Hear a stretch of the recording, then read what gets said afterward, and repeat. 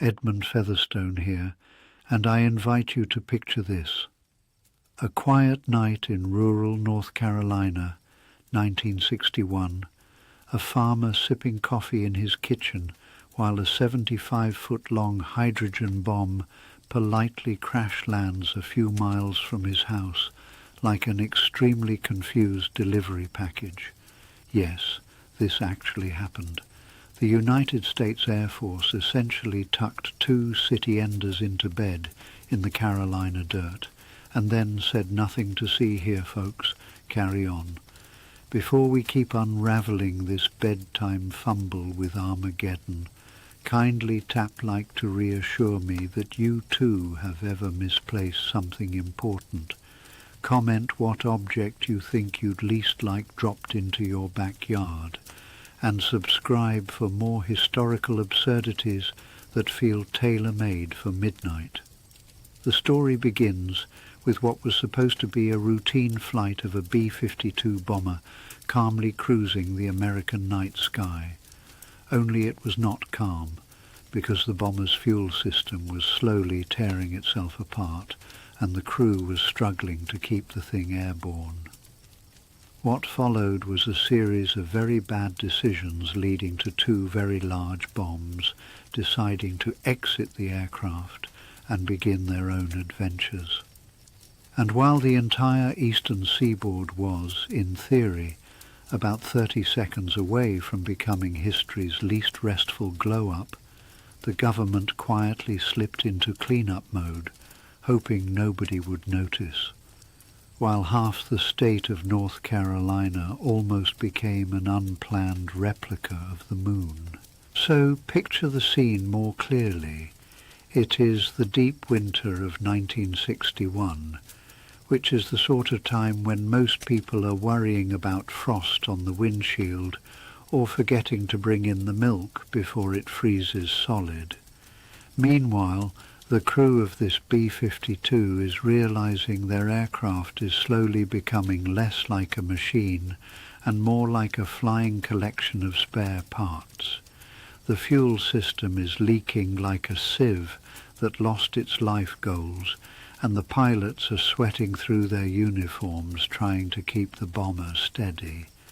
And yet somehow the real distraction was not the jet breaking apart mid-air, but the fact that they happened to be carrying 2 of the most powerful bombs ever built, essentially giant floating reminders that sometimes your luggage really is too heavy for check-in.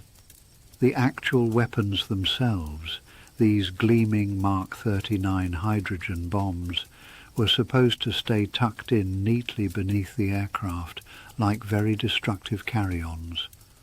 Unfortunately, gravity, which is famously unsympathetic, intervened. One bomb plunged straight down into a farm field, gently inserting itself into the ground as if it had been planted there by a very ambitious gardener. The other one deployed its parachute, hanging in the Carolina night like some nightmarish Macy's balloon, except instead of confetti, it carried a 1/4-megaton future no one had asked for. From above, the crew bailed out into the freezing dark, drifting down to North Carolina farmland, probably thinking less about survival training and more along the lines of how no one was going to believe this back at headquarters.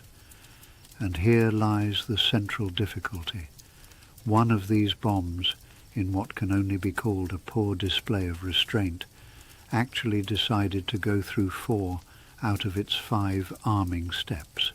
4 out of 5, meaning that the eastern seaboard really did come within the bureaucratic equivalent of forgetting to tick a final box on a form before everything exploded. The difference between survival and a new national holiday called Eternal Winter was a single electrical switch. This is the kind of problem you cannot really put in a press release without adding several ellipses and some strong tea. To really understand how something like this could happen, 2 gigaton-class bombs flung carelessly over the innocent fields of North Carolina. We need to step back, not just to earlier in the day, or even earlier that year, but back into the heart of the Cold War, where the world was not so much divided as emotionally estranged. It was the early 1960s, and the United States and the Soviet Union were locked in that special type of adversarial relationship, where mutual annihilation was both a lurking threat and official military policy. Picture 2 roommates who have both hung live grenades over each other's beds and agreed, as grown adults, not to pull the pins unless absolutely necessary.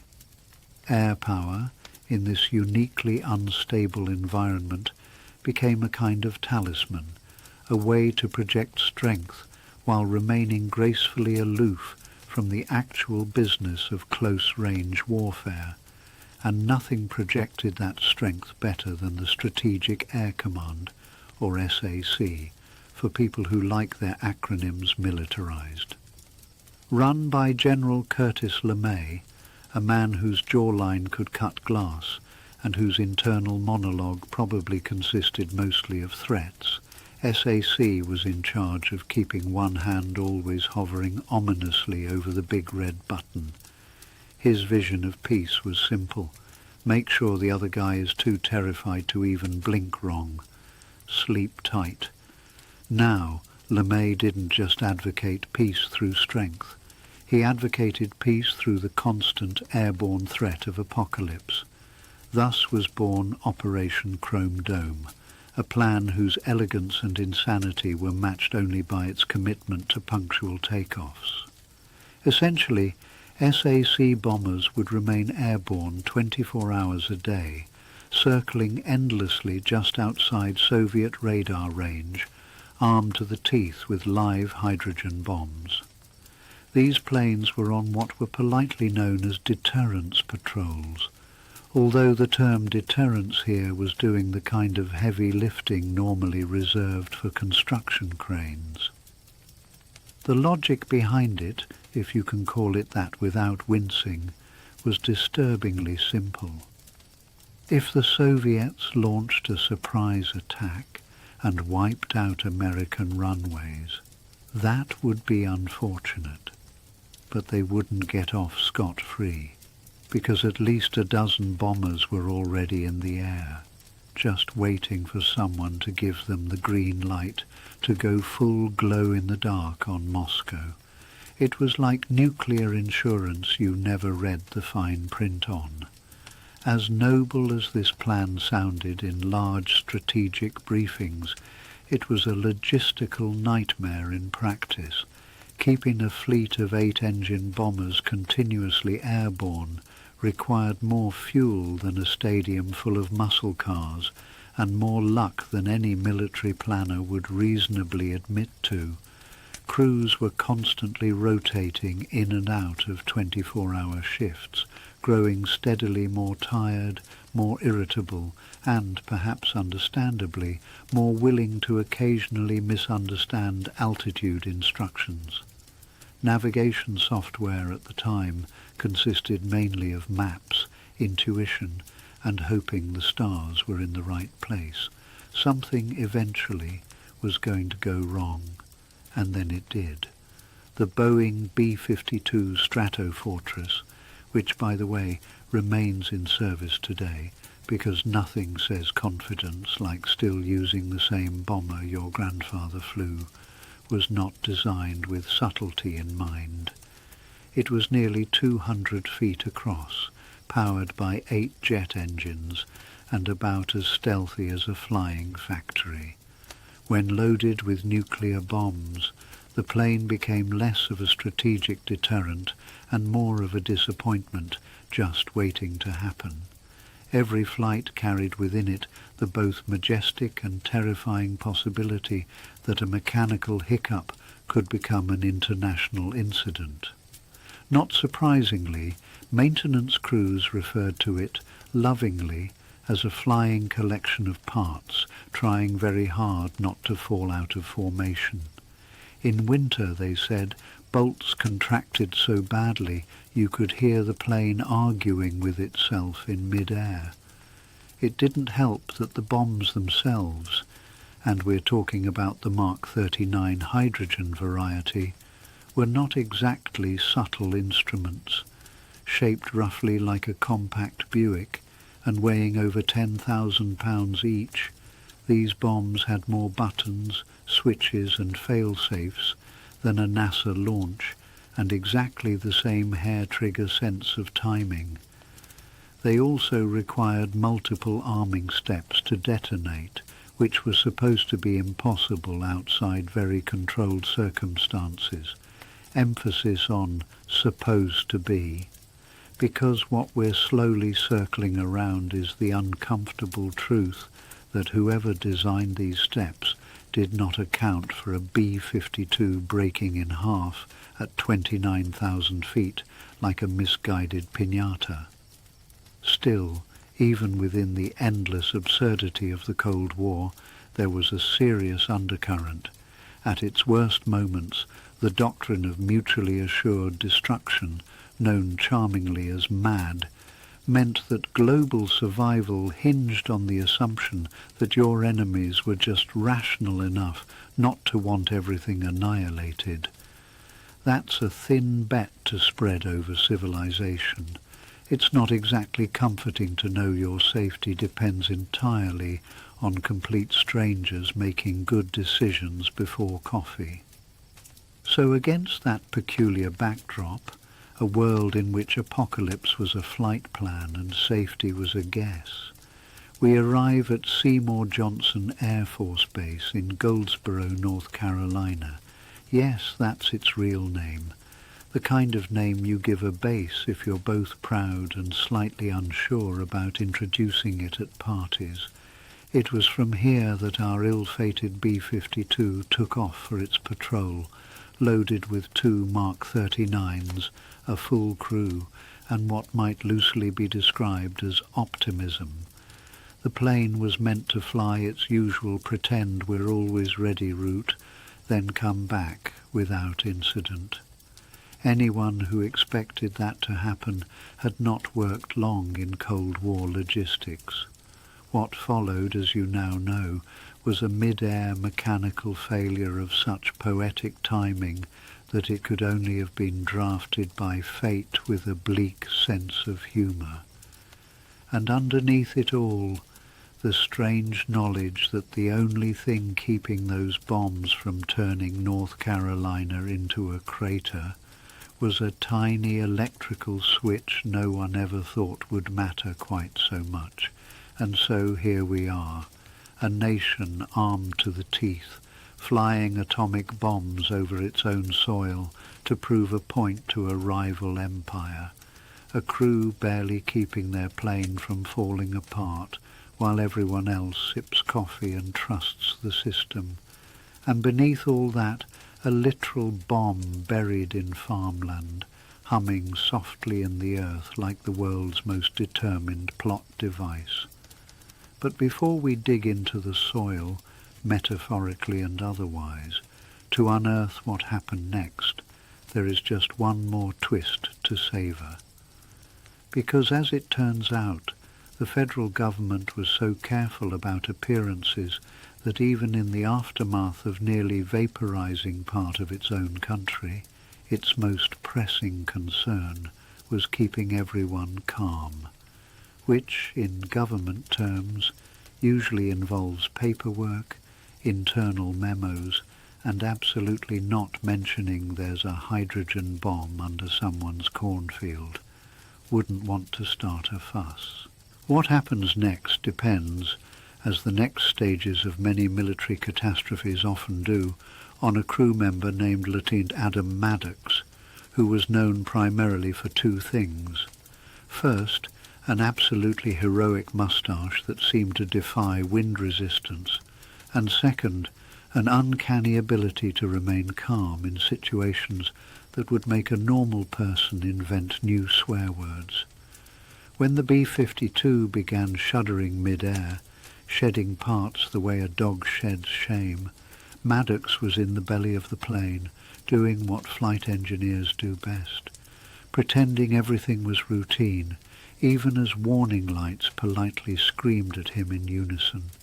In theory, ejecting from a disintegrating bomber at nearly 30,000 feet during a North Carolina winter is a last resort. In practice, it becomes the only resort when the right wing folds like a troubled origami project. As the plane began to peel open, one of the Mark 39 bombs was liberated from its mount and began what physicists would describe as ballistically enthusiastic descent. The second bomb, perhaps insulted at being left behind, followed shortly after.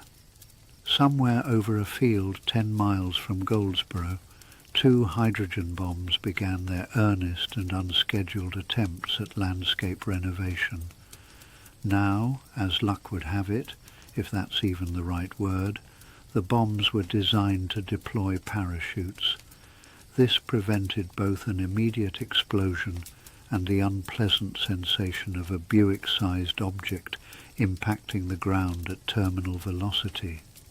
One bomb's chute deployed properly, drifting gently down like some kind of malevolent dandelion. The other bomb, however, had a more nihilistic view of physics and chose to free fall directly into a tobacco field. Upon impact, it buried itself 30 feet into the earth, which is precisely the kind of thing you do not want a nuclear weapon doing, even on a slow day. Meanwhile, the surviving crew members were scattered across the North Carolina countryside like government-issued confetti. Parachuting into farmland sounds quaint until you land crotch first on a fence post. Lieutenant Maddox himself wound up in a tree just behind a Baptist church. He was promptly invited to attend Sunday services, presumably after removing the parachute from their steeple. Baptists are a forgiving people, especially when the alternative is explaining a paratrooper tangled in your rafters. As dawn broke, a team of Air Force recovery specialists was dispatched with all the urgency of people who had just misplaced somewhere north of 50 megatons of potential regret. The job was assigned to a very specialized unit out of Sandia Labs, who were trained for exactly this kind of thing, emergencies that bordered on satire. These men arrived with clipboards, Geiger counters, and expressions that suggested they did not get paid enough for this. Of particular note was Captain Harley Bullock, whose name alone could anchor a whole separate documentary. Bullock was the kind of man who spoke in just 2 registers, shout and mutter. He had a dry sense of humour and a deeply held belief in coffee as a universal solvent. Upon arriving at the impact site, Bullock's first words, according to oral history, were, "Well, at least the cows seem calm," which is always a comforting baseline in nuclear bomb recovery. Uncovering the first bomb proved relatively straightforward. It had landed softly, almost apologetically, and was discovered still attached to its parachute, lying in a field with what witnesses described as lethal charm. The tail fin assembly had bent slightly, like it was embarrassed. Bullock's team immediately began the careful disarming sequence, which involved removing dozens of safety wires, inspecting inertial switches, and talking to the bomb in a soft voice, just in case it was listening. The second bomb was a little less accommodating. As it had plummeted directly into the earth without regard for structural dignity, most of it was now fused deep into the Carolina loam. Shovels were procured, then backhoes. By the time they were 30 feet down, it became apparent that they had only located part of the bomb. Unfortunately, It was the part containing the nuclear core. Even more unfortunately, the firing mechanism section, the part officially labelled critically dangerous in the user manual, remained missing, somewhere below. At this point, someone made the executive decision to bring in a drill, a bad drill, the kind you would not trust to put up a bookshelf, much less extract a highly complex bomb component from unstable ground. It jammed, spat coolant, and broke completely within hours. A second drill was sent in from Tennessee, only to meet a similarly ignominious end.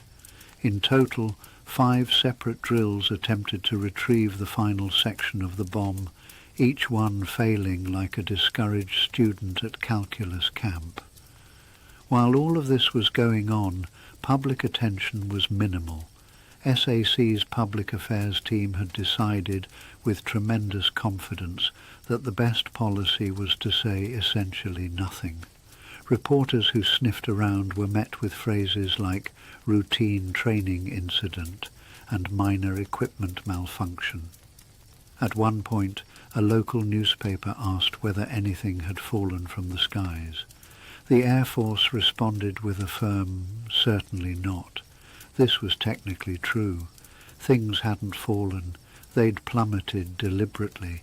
By now, the dig site had grown to resemble the early stages of an unsuccessful archaeological expedition.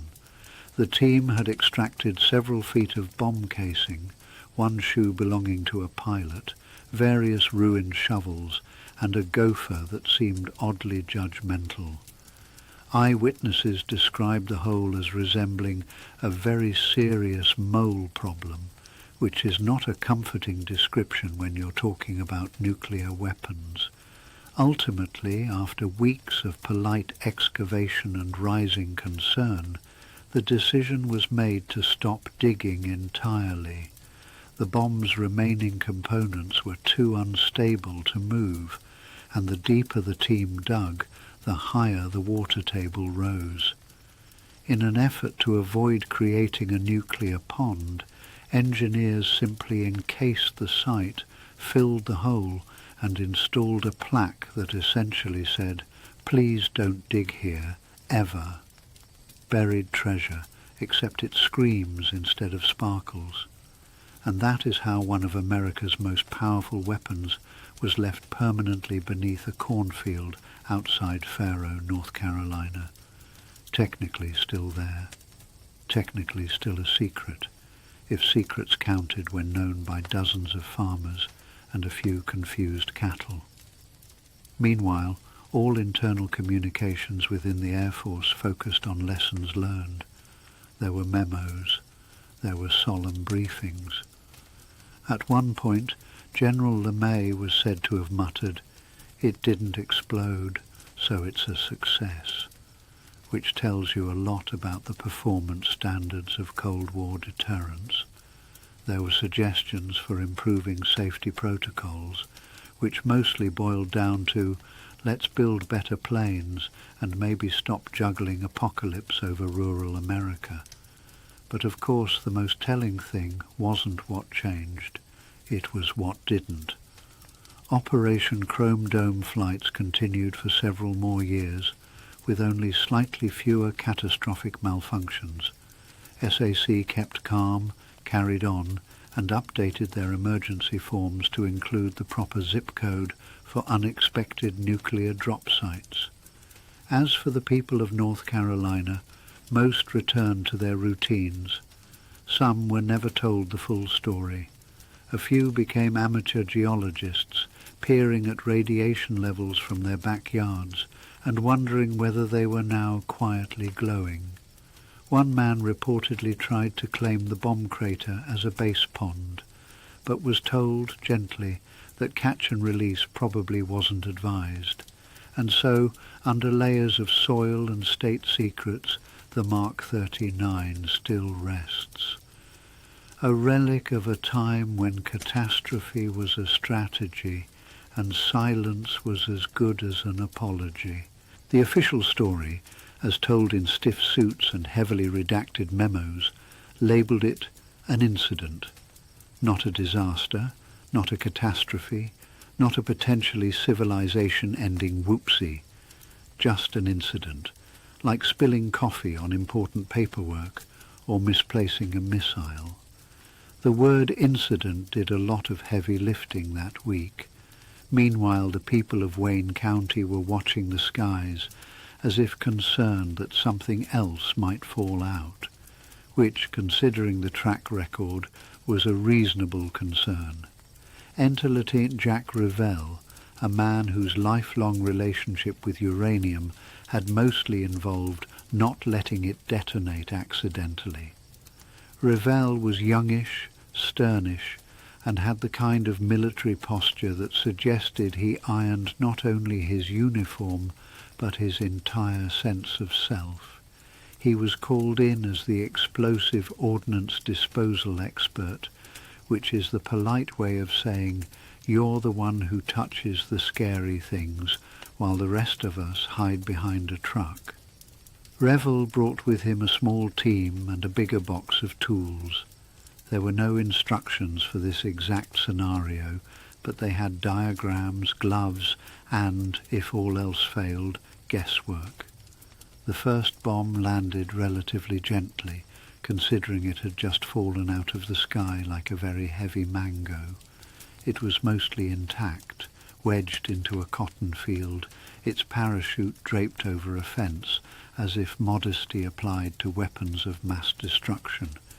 This one they managed to find and somewhat disassemble, carefully removing its firing mechanisms like bomb surgeons operating on a patient who might explode if you sneezed too loudly.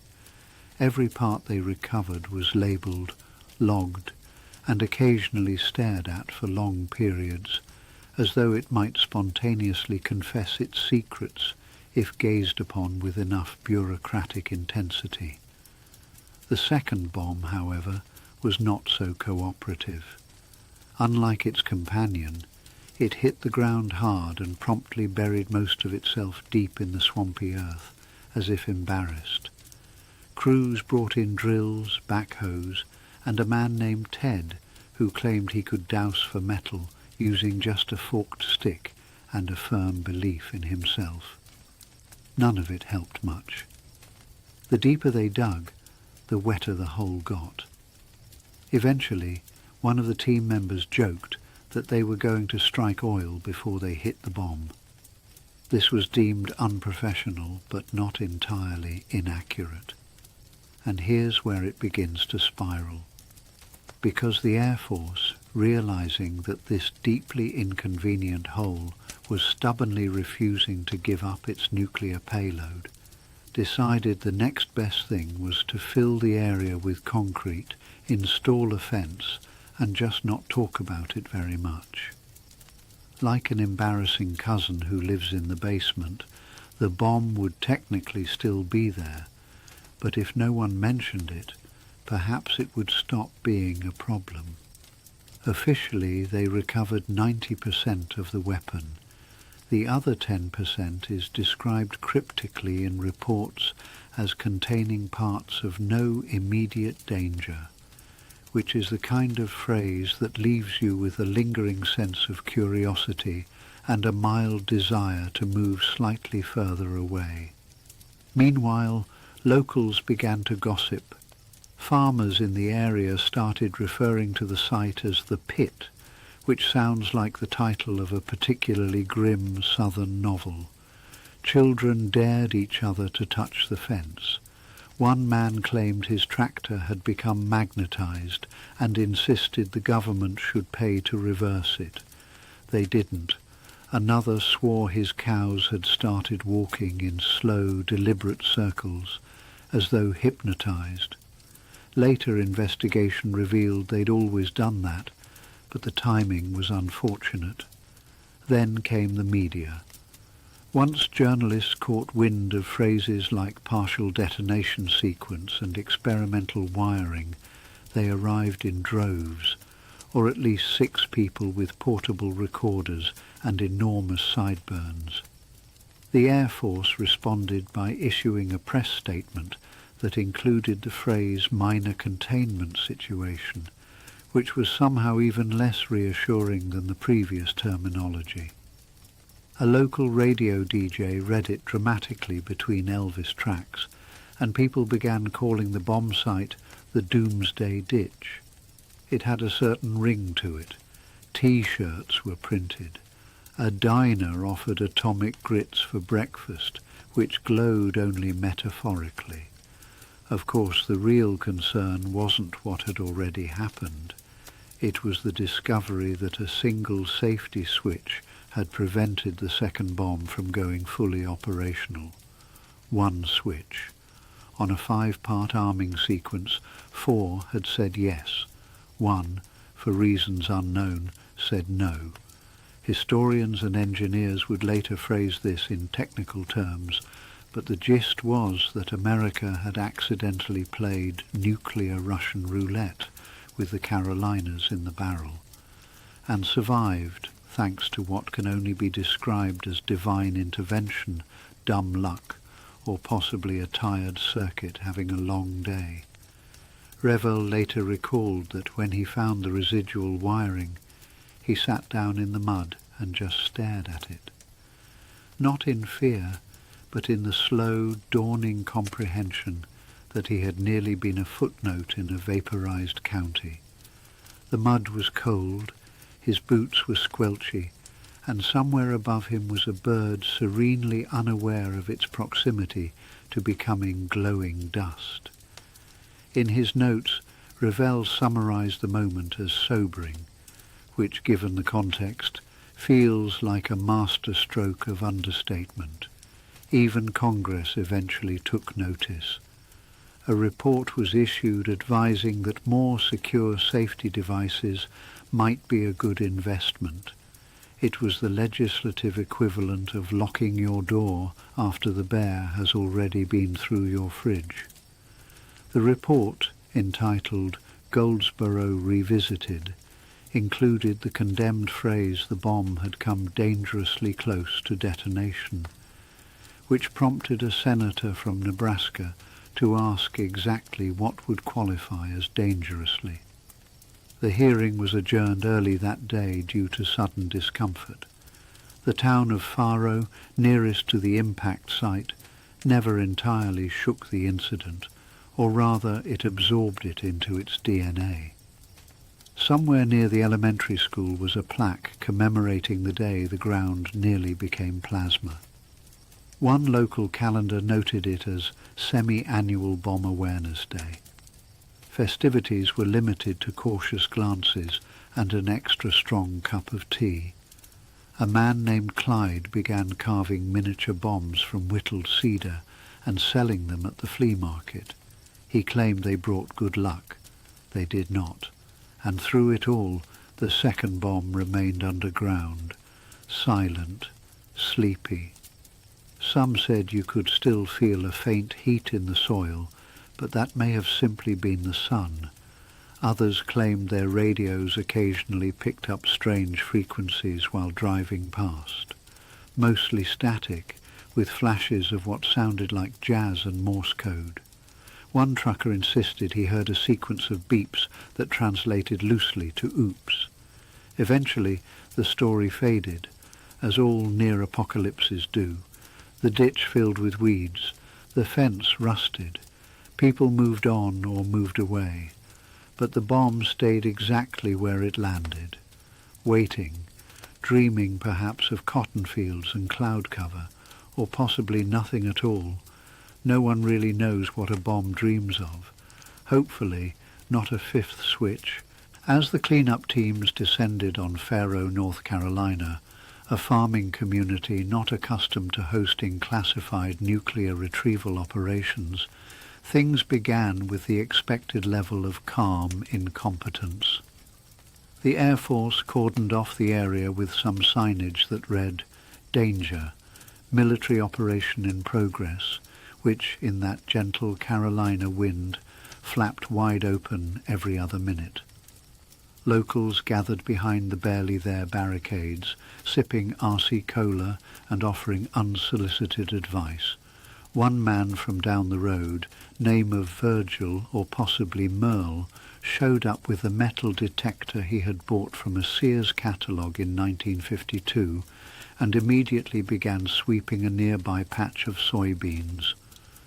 The government brought in geologists, munitions experts, and one man who, according to his ID badge, specialized exclusively in soil texture integrity. He would spend most of his time gazing meaningfully into dirt and sighing. After several days of digging, the Air Force succeeded in retrieving one of the wayward hydrogen bombs mostly intact. The other, however, had buried itself so deeply into the swampy earth that any attempt to extract it threatened to detonate the very thing they were trying not to talk about on national news. So they buried it better. The official solution was elegantly bureaucratic. Rather than remove the bomb, they simply purchased an easement from the local landowner, forbidding any future digging on the now slightly cursed parcel of land. They then planted a tiny metal sign, no bigger than a license plate, that essentially read, "Please don't disturb the thermonuclear warhead beneath this turnip field." As of today, it's still there. The field, not the turnips. The sign itself is occasionally mistaken for a lost pet's notice. Meanwhile, back at Seymour Johnson Air Force Base, yes, that is its real name, the officers in charge launched a full investigation to figure out exactly how 2 thermonuclear bombs had fallen out of a plane like drunk cousins at a wedding reception. The B-52's pilot was extensively debriefed and allegedly told interviewers that he had felt a brief shudder, which he originally assumed was turbulence. This was later revealed to be the moment the entire right wing cleanly detached from the aircraft, a moment, by any standard, worthy of at least a furrowed brow. The report eventually concluded with admirable vagueness that a mechanical failure combined with weather and weight distribution had caused the in-flight disassembly of what was, in theory, an incredibly expensive flying fortress. Further behind-the-scenes memos suggested a contributing factor may have been general underfunding, distracted maintenance crews, and a long-standing tradition in the Air Force of fixing things with tape and optimism. Oddly, in the middle of this chaos, someone thought to contact a tail gunner named Sergeant Buck Simmons, who, despite ejecting from the plane at 32,000 feet, had managed to survive the free fall and land in a tree. Simmons later gave interviews in which he noted the pleasant view on the way down, although he was disappointed not to see a UFO, since some pilots had been betting on sightings around that part of the country. All he caught a glimpse of was a sleeping cow. Judging by the expression on its face, it hadn't noticed the mushroom cloud that almost was. Senator B. Everett Jordan, a man whose name sounds like a shoe company disguised as a bourbon, got wind of the incident and requested a classified briefing. Upon learning the full extent of near catastrophe, he reportedly leaned back, removed his glasses, and muttered something polite but profound like, "Well, that's not ideal." Efforts were made to keep the entire event quiet, but when a dairy farmer finds a nose cone in his irrigation ditch, word gets around. Within the month, newspapers had begun to whisper phrases like broken arrow and oops, and the government began issuing increasingly complicated denials that seemed purpose-built to cause more questions. Enter Harold Wessels, an amateur nuclear historian and full-time science teacher at a Greensboro high school, who had a hobby of requesting declassified documents the way some people collect stamps. Upon reading early reports of the incident, Wessels began sending politely insistent letters to the Department of Defense requesting confirmation, correction, or at least a photo of the missing bomb. He did not receive a reply for 17 years. When he finally got one, it was 17 pages long and mostly blacked out, with the exception of a sentence on page 5 that read, "Parts of the item remain unaccounted for and are considered inert." This reassured no one, least of all Wessels, who kept the letter framed in his guest bathroom until his retirement. Elsewhere, the military began a quiet campaign of morale adjustment, reassigning several of the crew and issuing commendations with the hesitant zeal of a teacher writing a good recommendation letter for a very questionable student. One airman, Staff Sergeant Leon Calhoun, received a ribbon for chain of command communication under duress. Unofficially, this was because he'd radioed back to base mid-plummet with the phrase, "We may have lost some cargo, over," which the base initially interpreted as a lost lunch pail. Several villagers from Faro became minor local celebrities, particularly one Mrs. Della May Grigsby, who claimed divine intervention had stopped the bomb from detonating. She took to keeping an empty mayonnaise jar labelled Miracle Fund on the front porch, into which she encouraged tourists and amateur bomb enthusiasts to drop small donations. Over the years she collected enough to repaint her porch swing and purchase a second-hand organ, which she played with great seriousness every Thursday afternoon. In the end, the United States spent millions of dollars containing, recovering, and then sort of forgetting one of the strangest incidents in Cold War history. They increased security protocols, updated maintenance standards, and designed new bomb casings that, in theory, were less likely to fall out of the sky mid-flight. Although, as a particularly sardonic general noted in an internal memo, you can bomb-proof the bomb, but never the people. And so, to this day, somewhere north of Wilmington and south of a bait-and-tackle shop, the remnants of a Mark 39 hydrogen bomb remain quietly entombed beneath farmland that has, over the decades, yielded remarkable cucumbers. Local law says the pickles glow faintly in moonlight. The Pentagon refuses to comment. In the days that followed what officials steadfastly referred to as an unplanned ordnance disbursement, the Air Force set up what they called a temporary rapid containment and retrieval mobilization, which sounds impressive until you realize most of it was just Bob from munitions control standing on a rented backhoe. Bob, who had previously distinguished himself by dropping a vending machine down a stairwell at Fort Bragg, was now in charge of finding a thermonuclear bomb buried somewhere under a field of soybeans. That field, by the way, was owned by a 92-year-old farmer named Rufus Hardy, who refused to leave his porch unless the Pentagon sent him a written apology or a pie. Eventually they opted for the pie. Now, attempting to retrieve a hydrogen bomb from the North Carolina mud requires more than just enthusiasm and heavy machinery. It also requires a magnetometer, a lot of guesswork, and apparently 17 college interns from the University of South Carolina, mostly because someone misread SAC support personnel as SAC sociology students. Their leader, an overconfident sophomore named Karen with a clipboard and a minor in urban studies, monitored progress while wearing chevron sunglasses and a borrowed camping hat. She would later record in her diary that nuclear excavation is surprisingly damp. About 5 feet below the surface, the team uncovered what they believed to be part of the bomb casing. Spirits soared.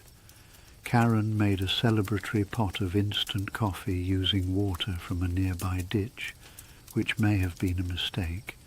As it turned out, they had not found the bomb, but rather an old septic tank lid from the 1940s, full of something far more volatile.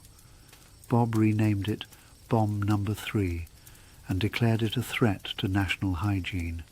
It was promptly cordoned off under a blue tarp, which was later stolen by a possum. By this time the media had started to circle, or rather, one enterprising journalist named Clive, who had recently been fired from the Relic for calling a city council member oddly fragrant. Clive arrived with nothing but a camera, a flask, and an inflated sense of personal destiny. He managed to sneak onto the site by impersonating a dental hygienist named Becky, which raised a few eyebrows but surprisingly few questions. Clive's resulting headline, "Democracy Buried in a Soybean Field," was later voted least helpful by the Department of Defense press office, which had begun drafting public statements entirely in haiku to avoid liability. Elsewhere, the bomb that had not buried itself in farmland was slowly being dismantled under a tent in near silence. This task had fallen to Major Troy Donnelly, who was known in bomb disposal circles for once defused a mine using only a melon baller and chewing gum. Donnelly was the kind of man who spoke in ellipses and carried 3 pens but no watch, because time had become a theoretical concept to him after 19 years of disarming devices that should not be allowed to exist in polite society.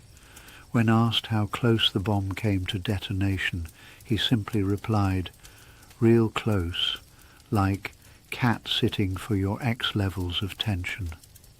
As anxiety grew, the Air Force decided to try and boost morale by drafting a theme song for the operation. The resulting jingle, "Don't Nuke Near Me," gained a curious cult following among local high school marching bands, despite having a chorus that required 2 oboes, a triangle, and someone shouting the word "moderation" every 5 beats. That year's homecoming parade in Goldsboro featured a float shaped like a mushroom cloud made entirely out of shredded tax documents and fringe. It was considered both brave and, in retrospect, somewhat tone-deaf. Back at the bomb site, weather had become a problem. It rained for 9 consecutive days, which transformed the field into a perfect replica of the Somme, minus the poetry, and with considerably more gumboots. By day 10, the site's only porta-john was declared a federally restricted area due to an incident involving a raccoon, 4 AA batteries, and what the report euphemistically referred to as a tactical misunderstanding. Even Major Donnelly refused to speak of it aloud. Meanwhile, Rufus Hardy had begun charging spectators 25 cents to look at the crater. He posted a handmade sign reading, "See the hole where history sneezed," and sold boiled peanuts to anyone who stayed more than 5 minutes. On Sunday mornings, he led guided storytelling sessions that featured a rotating cast of local children dressed as various government spokespeople. His portrayal of Secretary of Defense Robert McNamara, played by a 6-year-old in galoshes and a tie, drew mixed reviews but solid tips. Eventually, after extensive study and a geophysical survey conducted by a team of mildly confused Canadians who thought they were attending a geology conference in Quebec, the Pentagon admitted that one of the bomb's uranium capsules was unrecoverable. Not unstable, not dangerous per se, just permanently and stubbornly in North Carolina. They marked the location with a sign in very small font that read, "National Security Area, try not to dig here." it was immediately toppled by a cow. As for Clive the journalist, he later self-published a memoir titled We Almost All Glowed, featuring stylized illustrations of the bomb, a romance subplot involving Karen from Process Oversight, and a fictionalized scene in which Bob from Munitions saves a town hall meeting from exploding by dramatically unplugging a vending machine. The book received critical acclaim in Slovenia for reasons that still remain unclear. The true aftermath, of course, was far less literary. The military eventually paved over the dig site, promising to monitor it indefinitely, or at least until everyone forgot it existed. Budget cuts quietly reduced indefinitely to whenever we pass through town. And the hydrogen bomb buried in a North Carolina field became one of those historical footnotes best whispered about at night, preferably while lying very still under a weighted blanket. By the mid-1970s, the incident had acquired a kind of folkloric reverence. It became known colloquially as the Great Whoopsie, and entered local legend somewhere between a haunted barn that sold peculiar sausages and the guy who once sneezed so hard he ruptured a beehive. Tourists would sometimes come looking for the place that almost blew us sideways, only to be handed a map to the world's largest frying pan in Rose Hill instead. Close enough. And so, under layers of dirt, bureaucracy, and historically poor decision-making, the bomb rests. Probably, unless it moved, which it probably did not. Almost definitely. Probably. Things began to settle into what government officials might have optimistically described as a controlled situation, assuming their definition of control included a roughly 20-foot wide hole in a North Carolina field emanating sporadic radiation and the occasional soft humming sound. A temporary perimeter was erected, consisting mostly of chain-link fencing and 3 very patient men in lawn chairs who, according to official documents, were monitoring developments. 2 of them were reportedly bored within an inch of clinical sleep at all times, and the third spent most afternoons teaching squirrels to steal his co-workers' sandwiches. At night, the guards occasionally swore they could see a faint bluish glow rising from the impacted soil, though no one dared to investigate with a flashlight. Officially, it was deemed a visual anomaly due to atmospheric conditions, which conveniently required no follow-up action. Meanwhile, back at Seymour Johnson Air Force Base, the mood was tense but curiously bureaucratic. A special investigation committee was formed, presided over by Lieutenant Colonel Herbert Moss, whose primary qualification appeared to be an unwavering ability to look calm while holding a clipboard. Moss was a man who believed disasters were best managed by understatements and neat handwriting. He opened the investigation proceedings by declaring that the accidental release of 2 fully armed thermonuclear devices was an unfortunate systems irregularity. It was noted that his jacket still smelled faintly of pipe smoke and mint gum, an aroma that would soon become synonymous with government inquiries of the unsettling sort. Complicating matters, the farmer on whose land one of the bombs had politely embedded itself, Mr. Elroy Thomas, began demanding rent. His logic was simple. If the government wanted to store a possibly world-ending device on his property indefinitely, they could at least pay him the going rate for underground storage. The Air Force responded with a firm no, and a letter reminding him that technically speaking he was hosting national defense infrastructure. Thomas countered by placing a wooden sign over the crater that read U.S. Strategic Vegetable Reserve, hoping that might shame someone into moving it. It did not. But it did confuse several visiting British diplomats, who momentarily wondered if the US was stockpiling turnips for a different kind of war. The local town council of Faro, not previously known for attracting national attention, descended into chaos of a more administrative variety. 2 council members got into a heated debate over whether the town should lean into the PR gold mine and rename itself Thermonukeville, arguing it would attract curious tourists and possibly a minor league baseball team. In response, the mayor, who had spent the last week nursing a coffee cup large enough to bathe in, proposed instead raising funds to build a tasteful monument labelled Almost but Not Quite. The motion passed with 1 abstention and 0 enthusiasm. Back in Washington, PR specialists were tasked with crafting the most soothing possible language to reduce public concern.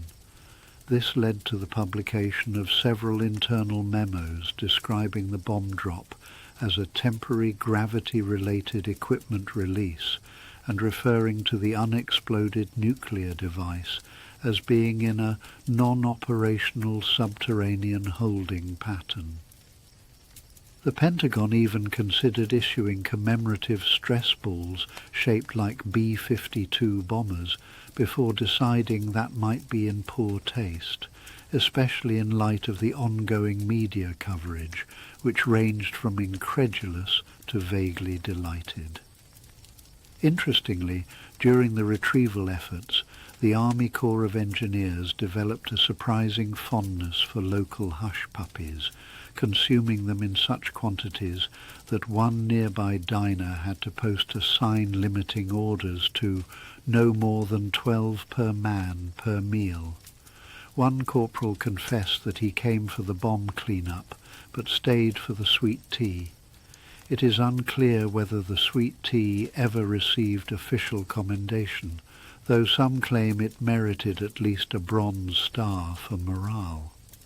The bomb that had not exploded, affectionately called Nuked Jr. by some of the troops, was found to be missing a single safety switch from full detonation.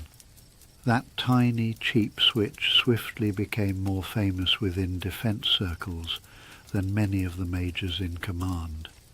It was a simple low-voltage toggle made in Ohio for less than $1, and in the month that followed, it received 3 internal commendations and a heartfelt thank you card from a conspiracy theorist in Minnesota.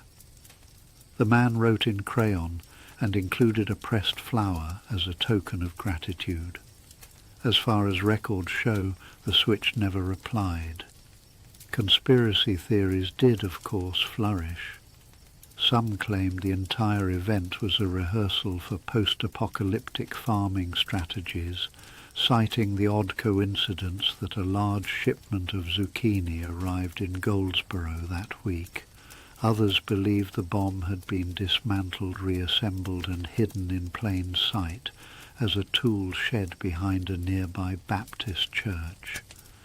A particularly elaborate theory involved a rogue weather balloon, 2 well-dressed flamingos, and Richard Nixon's cousin. While none of these held up under scrutiny, they were all covered in a hastily printed zine produced by a man named Barry, who sold them from the back of his El Camino. Barry, for the record, believed the government hid messages in cornbread. Meanwhile, funding for bomb recovery operations had begun to trickle into more creative allocations. An Air Force accountant, perhaps weary of endless forms, approved the purchase of a ping-pong table for the recovery crew's tent. The table quickly developed its own schedule, and matches became oddly competitive, with rumours of side bets involving leftover military rations and Winstons. One captain even filed an official protest after losing a decisive rally due to what he called ambient radiation wind. He was gently encouraged to take a week of leave. By late April of 1961, the hole in the farmer's field had been covered with what the engineering team optimistically referred to as a temporary soil cap of moderately dense integrity. It was in essence a mound of dirt and gravel arranged just so, topped by a slightly crooked warning sign and a single plastic chain flapping in the breeze. Elroy Thomas began planting sunflowers around it, explaining to anyone who asked that if the ground ever started glowing in earnest, at least it would be photogenic. To this day, the flowers bloom unnaturally quickly in the vicinity, but testing has never proven anything more than mild thermal irregularity, and thus the bomb, still unremoved, mostly forgotten, fondly deemed inactive, entered into a strange kind of soil-based retirement. It became a legend, then a footnote, then mostly a local curiosity mentioned late at night in bars with soft lighting and very old jukeboxes. Recruiters at Seymour Johnson were trained to deflect questions with warm smiles and offers of coffee. Local elementary schools quietly dropped the topic from curriculum, although one teacher still snuck it into a word problem involving unlikely farming outcomes. There were no more accidental bomb drops in North Carolina after that, officially, though one well-documented incident in 1979 involved a mistakenly jettisoned toilet from a training aircraft, which landed on a Pontiac in Reidsville and led to one of the more surreal insurance claims in state history. But that, of course, is another story, and another night. And so, dawn broke over the frosted fields of Wayne County, North Carolina, with exactly 2 more hydrogen bombs than anyone had asked for. The Air Force, doing their best impression of a nervous birthday magician who has just lost a very large rabbit, cordoned off the area with a curious mix of urgency and vague optimism. Teams were dispatched, mostly made up of men named Chuck or Larry, each armed with a clipboard, a smile that didn't quite reach the eyes, and what appeared to be exactly 1 wrench. Not that a wrench helps much when you're trying to defuse a bomb the size of a school bus and angry enough to erase a time zone. The local farmers, meanwhile, responded with the calm resignation of people who had already seen a few hurricanes, a cow struck by lightning, and the brief but memorable 1947 incident involving an escaped circus chimp and a tobacco auction. Compared to that, a thermonuclear device embedded in the soil like a malevolent truffle barely moved the needle. One farmer, Earl Simmons, was heard muttering that if the bomb wanted to kill him, it would have to wait until he finished mending the chicken wire.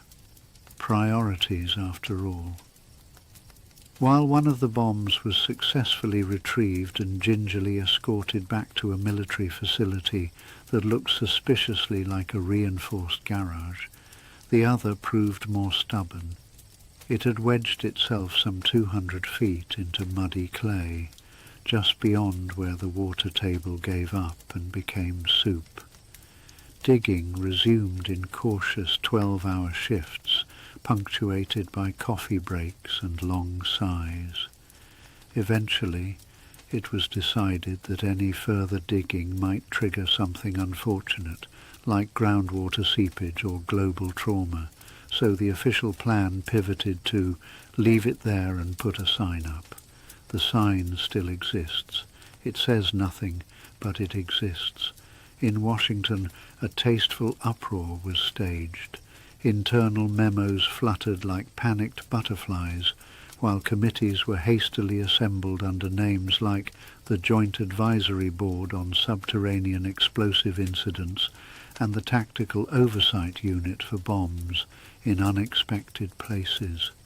Their recommendations included better maintenance schedules, fewer mid-air disassemblies, and, in one case, the immediate requisition of 20,000 feet of reinforced rope for reasons that remain classified.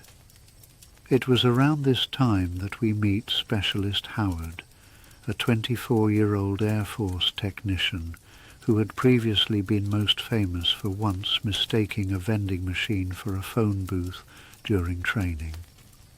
Howard was flown in from Michigan because he had, on exactly one occasion, taken apart an alarm clock and put it back together. In the peculiar logic of bureaucracy, this made him the closest thing to a bomb retrieval specialist available on short notice. To his credit, Howard approached the buried bomb with the same steady calm he applied to everything, mostly because he wasn't entirely sure what it was. Meanwhile, the townsfolk adjusted in their own quiet ways. At the local diner, the daily special was rebranded the Atomic Biscuit. The town barber added a sign that read, "Haircuts and fallout shelter tips." Churches began holding slightly longer prayer meetings, not because they feared annihilation, but because the pastor found the added poignancy helpful for attendance. One woman crocheted a full-scale model of the bomb, complete with a smiling face and mittens, and donated it to the county fair. It won second place behind a 1,200-pound pumpkin that looked vaguely like Dwight Eisenhower. Back at the site, problems continued to accumulate with the relentless logic of spilled soup. It turned out that the bomb's plutonium core was still a bit twitchy, which made people nervous, and not without reason. A tremor from a passing freight train 20 miles away caused a temporary evacuation during which at least 3 engineers simply forgot to come back. Specialist Howard took to sleeping in a repurposed chicken coop nearby, insisting the corrugated walls made it cozy and mildly shrapnel resistant, which under the circumstances was basically luxury. Then came the press, and by press we mean exactly one columnist from a regional newspaper who pulled into town in a rust-coloured station wagon and asked whether the bomb was still ticking. When told that nuclear weapons did not tick, he looked vaguely disappointed and spent the rest of the day trying to interview cows. His article, titled A-Bomb and Bessie, included the phrase "moos of unease," and won an award no one could quite identify. As the weeks blended into a polite but indefinite emergency, the Air Force sent down a chaplain to maintain morale. Chaplain Gordon was 63 years old, had a voice like damp corduroy, and insisted on holding morning devotionals by the edge of the crater while reading psalms and occasionally checking a Geiger counter. It was oddly comforting in a slightly surreal way. When asked whether he feared the bomb, Gordon replied that if the good Lord wanted him vaporized, he'd do it with or without federal assistance. No one argued. Eventually, a chain-link fence went up, complete with precisely 3 padlocks and a sign that read "Restricted Area," although someone misspelled restricted, and for a few days it said restructed, which arguably summed things up more accurately. The earth was deemed too unstable to resume excavation, and so the site was officially reclassified as permanent containment, which is military speak for "we're just going to stop talking about this now." In the following months, the paperwork trail swelled to include 4 binders, 2 classified appendices, and a small envelope of loose bolts that no one could account for, but were probably important.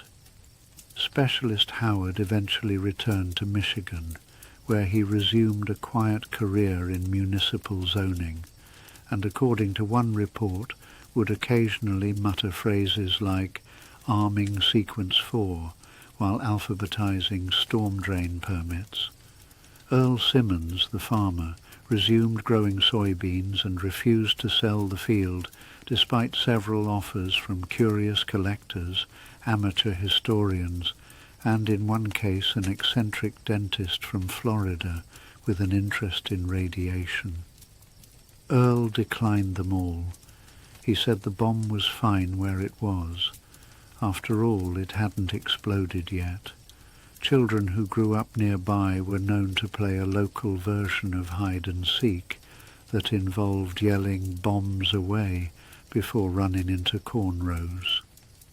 No one remembers who started it, but the tradition continued until at least 1976, when it was gently discouraged by a visiting cousin from Raleigh, who had read a few more history books than was strictly necessary. As years passed and the incident faded into folklore territory, the remaining bomb's exact location became a matter of rural mystery. Some said it hummed in the winter. Others claimed you could find it by following the dogs that refused to bark in that direction. One boy swore he saw it glowing during a thunderstorm, though he later admitted it might have been a firefly, a flashlight, or divine judgment. His teacher gave him partial credit. Today the site is still fenced off, still listed in certain government documents under project codes with far too many consonants, and still quietly ignored unless absolutely necessary. Locals occasionally joke about harvesting glow-in-the-dark corn or catching two-headed catfish downstream, though no one ever seems to produce a photo. The bomb, silent and suntanned from decades underground, sleeps undetonated, for now. And somewhere in the archives, in a file labelled Miscellaneous Explosive Incidents, there's a photograph of a muddy field, a man in overalls eating a sandwich, and a sign that simply reads, "Stay out." The sandwich, according to the caption, was egg salad. This, like much of the event, remains unexplained. The Air Force, perhaps sensing that the situation was beginning to resemble a particularly confused Greek tragedy, hastily set up a cordon around the crash site. This involved 75 personnel, 3 jeeps, 2 bulldozers, and one man named Sergeant Clifford Mayhew, recently transferred from a desk job in Omaha and increasingly regretting his life decisions. Mayhew, whose hobbies included taxidermy and eating powdered donuts very quietly, was put in charge of perimeter security. He took the assignment seriously, refusing to allow even the local sheriff onto the scene unless he could correctly identify the meaning of DEFCON levels. The sheriff, more accustomed to rustlers than radiological catastrophes, declined the pop quiz and instead retreated to his truck to file a report written entirely in capital letters. Meanwhile, clean-up efforts wobbled between underwhelming and surreal. The area where the first bomb had crashed had been covered in tobacco plants, which the bomb had courteously rearranged into a crater roughly the size of a minor league baseball stadium. To the Air Force's credit, they did attempt to recover every fragment, right down to the scorched fuses and a suspiciously dented wrench someone swore had belonged to Eisenhower's personal valet, though why it was aboard a nuclear-armed B-52 was never explained. In one instance, a technician discovered what appeared to be part of the bomb's tail fin embedded in a possum den. The possum, unbothered, had built a nest out of Air Force insulation foam, and was later named an honorary lieutenant colonel. The second bomb, of course, was the more complicated one, the one that had almost exploded, the one with the troubling confidence issues. After tumbling from the aircraft and triggering 4 out of 5 detonating mechanisms, it landed nose first in a swampy field with the gentle enthusiasm of a falling safe. It buried itself deep, about 20 feet into the soft Carolina clay, where it whispered faint radioactive jokes to the earthworms and stubbornly refused all retrieval attempts. The Air Force brought in drilling rigs, Geiger counters, and a man named Darrell Hutch, who once claimed to have unearthed a Model T using only a crowbar, a tarp, and blind faith. Even Darrell gave up after 3 days, muttering that the bomb had sass and knew how to hide. Complicating matters further was the arrival of Dr. Muriel Plaxton, a Pentagon physicist with a fondness for patent leather gloves and a deep mistrust of topsoil. Plaxton led a team of scientists outfitted with clipboards, slide rules, and a single white dove used for radiation detection. The dove, named Admiral Pomp, took his duties seriously until he abruptly flew away toward South Carolina, never to return. His cage was left open in case he reconsidered. No one wrote him up. By late February of 1961, authorities had descended into a respectable chaos. Local farmers were being paid not to talk, not to plough too close to the crater, and not to name their goats after thermonuclear components. This last regulation came after one particularly spirited goat, named Detonator, wandered into a restricted area and caused 3 tense minutes of radio silence, which was later blamed on sunspots and collective denial. A congressman from Ohio briefly visited to investigate and then just as quickly left, having seen the phrase classified used 12 times in one sentence, and concluding that no good could come of curiosity. The press, of course, had caught a faint whiff of the drama, but the story was kept mostly contained thanks to a combination of military stonewalling and the fact that it was 1961 and people were still getting used to colour television. Reporters from Raleigh and Greensboro submitted softly edited pieces about a training accident and a few fallen parts. One journalist, a man named Wilbur who wore the same tan fedora every day and liked to quote Cicero at traffic lights, suspected more. He attempted to get closer but ran afoul of Sergeant Mayhew and was gently but firmly redirected into a ditch. Wilbur would later archive his suspicions in a 15-page zine, echoing ominous Latin phrases and stapled together with a fishhook. By early spring, something called Project Recovery Enhancement and Monitoring had been launched, which notably abbreviates to DREAM if one simply ignores the inconvenient letters. It was not a success. The dream, as it were, mostly involved arguing about acceptable radiation thresholds and secretly hoping the bomb would just decompose into something harmless, like clay or perhaps misguided patriotism. They eventually carved out a polite concrete marker over the exact spot where the bomb tip resided, complete with the vague reassurance that no dangerous materials were buried beneath. This was technically accurate if you ignored the hydrogen. The farmer whose land hosted the uninvited ordnance was a man named Floyd Parker, who had inherited the acreage from his cousin Herbert in exchange for a riding mower and a bottle of Tennessee peach schnapps. Floyd was initially delighted by the government attention and told neighbours he was thinking of opening a gift shop shaped like a mushroom cloud. Officials discouraged this. Over time, Floyd adapted by planting sorghum slightly to the left of the marker and charging 50 cents for visitors to take selfies with the caution sign. He was considered a local entrepreneur, or at least very persistent. As the weeks turned into months, subcontractors began rotating through the area like underwhelming seasons of a very specific reality show. At one point, the Department of Energy dispatched a motivational speaker to raise the morale of the disheartened drill team.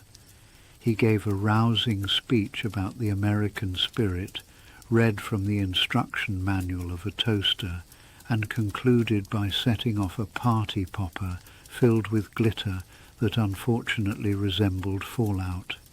Spirits were not raised, but he did leave behind donuts shaped like atoms, which were appreciated. There was also, for one unforgettable afternoon, the arrival of Captain Louisa Bryn, who piloted a hovercraft prototype and insisted she could reach the buried bomb using hydrodynamic boring. The machine worked for 16 minutes before coughing up a bucket of hot sludge and gently catching fire. Captain Bryn was unbothered and reportedly said she would try again next month, using the improved model with diplomatic immunity. No one asked what that meant. She vanished at sunset, trailing smoke and Miles Davis from the speakers. By summer, the operation settled into a kind of resigned routine. The bomb remained buried, the crops returned, the Geiger counters quieted to a level acceptable to some and politely debated by others, and somewhere, under 20 feet of earth and dignity, a piece of Cold War dread hummed softly like a forgotten jukebox, waiting for a song no one intended to play. And so the good people of Wayne County discovered that beneath their sleepy southern soil and a fairly unimpressed cow pasture lay the remnants of a thermonuclear weapon the size of an ice cream truck. Local folklore adjusted accordingly. Some swore that their tomatoes grew faster near the impact site. Others claimed their granddad's barn radio picked up strange Morse code between channels, especially on stormy evenings. There was even a brief but passionate campaign to crown the town the nuclear heart of the South, which did not make it past the first city council meeting. In the years that followed, federal officials came and went in unmarked sedans, occasionally poking the ground with long metal rods, while explaining, to anyone who asked, that everything was completely under control, which again it mostly was, in the same way a sleeping bear is mostly safe. The bomb itself, or what remains of it, lies about 200 feet below a cornfield near Faro. They stopped digging sometime in the late 60s, after groundwater began seeping into the excavation pit in large enough quantities to suggest that the earth was maybe trying to send a polite suggestion, leave it be. And so they did. They filled the hole back in, covered it with an official Department of Defense marker that basically says, "Please don't dig here," and then quietly issued a report explaining that it posed absolutely no harm whatsoever, unless someone, moved it, or disturbed something, or asked too many follow-up questions. Fortunately, most people were more interested in football. As for the other bomb that fell that day, it was successfully recovered in a field not far from the one that swallowed its twin. Its parachute had deployed slightly better. Had it not, we might be talking about the former state of North Carolina tonight, or perhaps the glow-in-the-dark region formerly memorized in third-grade map quizzes. The bomb's arming mechanism a Rube Goldbergian stack of switches, triggers, sensors and good intentions, had clicked through 4 of its 5 steps. One more domino, and the whole thing would have gone off, gloriously, cataclysmically, and retroactively making the Wright brothers wish they had stuck with bicycles. But it did not, because of one stubborn low-voltage switch, a lonely little piece of hardware the size of a car key, quietly saying no when all the other parts had said yes. Engineers, later asked about it, described this moment as deeply technical and then quietly drank bourbon. That switch has earned a quiet retirement at the National Museum of Nuclear Science in Albuquerque, where it sits in a glass display case looking exactly like nothing special, which is what made it, in the end, vital. Somehow, the story never gained much national traction. Perhaps it was the Kennedy administration's preference for not being remembered as the guys who nuked their own country, or perhaps the South just kept quiet, understanding that some things are best left beneath the corn rows, humming lightly to themselves. The farmer who discovered the bomb purely by accident while watching something metallic poke up through his field like a very alarming sprout was never quite the same afterward. He was reportedly polite to investigators, offered them lemonade, and then returned to his tractor with the stoic resilience of someone who no longer trusts the sky. For years afterward, locals stopped referring to storms as thunderstorms and began calling them God's way of checking the wires. Meanwhile, in government files, the event was labelled a broken arrow, which is military code for a nuclear weapons incident that did not cause the destruction of civilization, but really could have. It's also an excellent term for the kind of thought you hope never flies back in your direction. Over the decades, the underground bomb became something almost folkloric. Children made up rhymes about it. Teenagers dared each other to walk near the site on foggy nights. One local bar, now closed, briefly offered a house cocktail called the Pharaoh Fizz, a shocking mix of bourbon and blue Gatorade, served with a match for dramatic flair.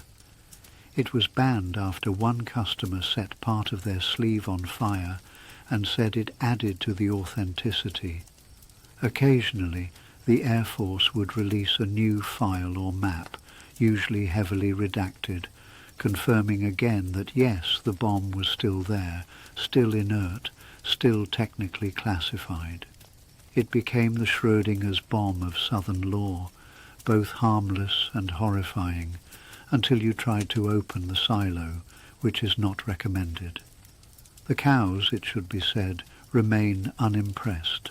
They continue to graze on the fields above, chewing cud and contemplating nothing, which is perhaps the most sensible reaction of any species involved, and so the tale just ends, not with a bang, or even a court-mandated clean-up, just a quiet pit filled with sand, a buried hulk of decades-old metal, and a patch of turf where the corn grows slightly crooked. If you fly overhead, you can just barely see the outline of the excavation site. It's shaped like a half-moon, or the bent imprint of a giant's forgotten spoon. The sign placed near the site by the government is small, grey, and vaguely apologetic. It does not warn you in bold letters about anything, because that would be rude. Instead, it simply suggests that this is not a great place to practice your modern dance, plant potatoes, or play metal detector bingo. Beneath your feet is history, it seems to whisper, or something like it. Maybe it's resting, maybe it's humming. Either way, best not to poke it. And somewhere down there, about 200 feet under the North Carolina dirt, 60 years of clay and rain and memory rest over a dormant relic of almost. So if you ever find yourself driving through the endless patchwork of fields near Faro, remember to wave politely at the corn. They know. The cows might even nod back. And if the ground ever starts to glow faintly blue on a moonless night, just keep driving. Sleep well.